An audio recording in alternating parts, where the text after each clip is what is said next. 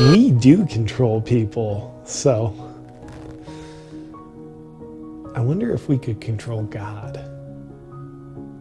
Jerry, see if we can get God to go into quarantine. How do we control you? With fear. It's actually the only way we can control you. Are the masses of people scared of the virus or what the virus has done? No, even though they think they are. They're scared of what we've told them the virus is, what it has done, and what it will do. Essentially, we want to keep you scared 24/7, even while you sleep. So again, why do we want you scared? So we can control you, because we love control, not you. Thanks for joining me today, brothers and sisters. This is your friend Neighborhood Chilu, live in the corner. This is from the heart for you folks.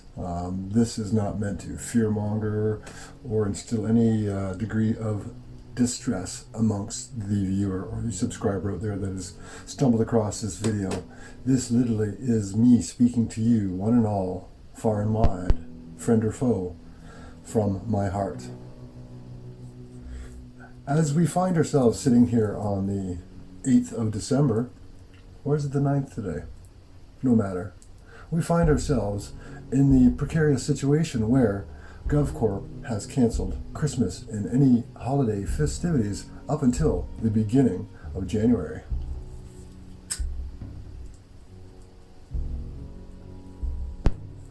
I know from my interaction with many of you online, with folks in Canada, the US, in the UK, France, Australia, Germany, around the world. I've interacted with many of you, and you've made me aware of what the situation is like where you are. Now, sadly, there is a large number of the population that has been motivated and driven by fear for the majority of 2020. We know the mainstream news on a regular basis does nothing but instill doom and gloom and fear into the average viewer. But this year, as we all know, things have been turned up to a degree not seen before in our lifetimes.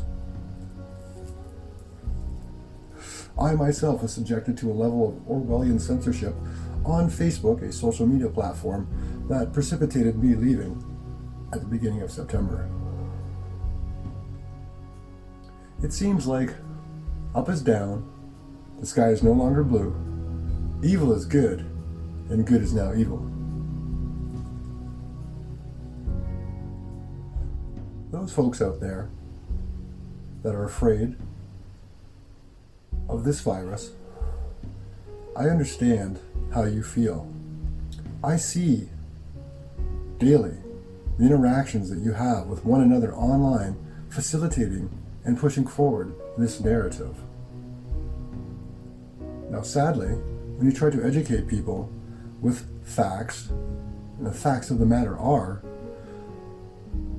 most of us on this planet will not die of this virus. There is over a 99.8% survival rate. In Canada alone, with a population of around 36 million people,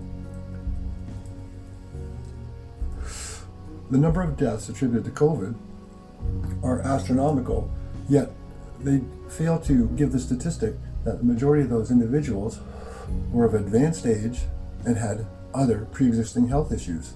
But again, when you try to present different facts pertaining to statistics and or the effective or ineffectiveness of masking and social distancing, it falls on deaf ears. Fear is what is keeping our society going right now. And to be honest, I've experienced fear myself. And this fear stems from the simple fact that I've looked around at my species, my fellow human beings on this planet, and pretty much they've acquiesced to the point where they've succumbed to the corporate gov fear. This is of great concern to me because they're basically handing over their freedoms, their rights, those rights and freedoms of their children and their children's children to corporate government entities. But they don't seem to see that point because they're driven by fear.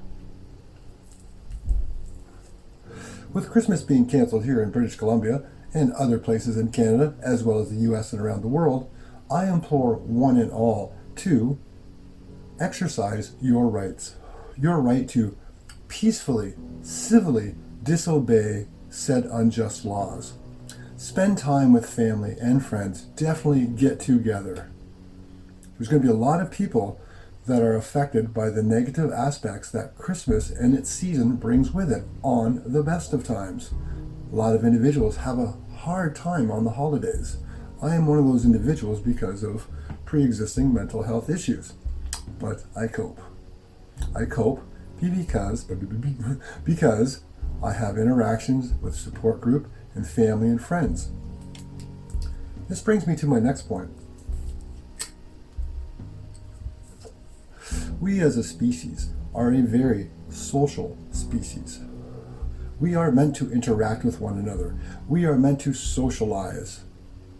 You've all heard the saying, it takes a village to raise a child.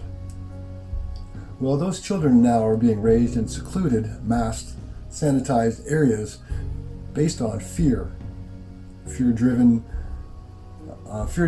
ideologies inundate them day after day. Some of the statistics that they're not talking about are the number of young people that have taken their own lives in 2020 due to being locked down and suffering from isolation. Many of us are cognizant to the studies that have shown that when someone is incarcerated and they're put in solitary confinement, when they're isolated from other human beings, it has a detrimental sociological effect. And this is being implemented in homes around the world.